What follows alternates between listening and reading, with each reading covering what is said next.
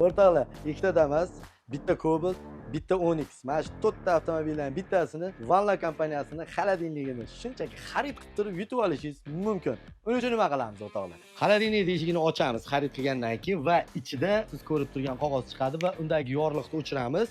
Va undagi kodni Telegramga jo'natamiz. Telegramga qanday kiramiz? QR kod turibdi. Mana shu QR kodni shuni ustiga skaner qilganimizdan keyin Primoy Valna chiziqsa aksiya bot Telegram kanaliga olib o'tadi va u joyda siz ro'yxatdan o'tasiz. Va albatta promo kodni jo'natgandan keyin albatta esdan chiqmasin, Valna O'zbekiston Instagram sahifasiga ham obuna bo'lib qo'yishingiz shart.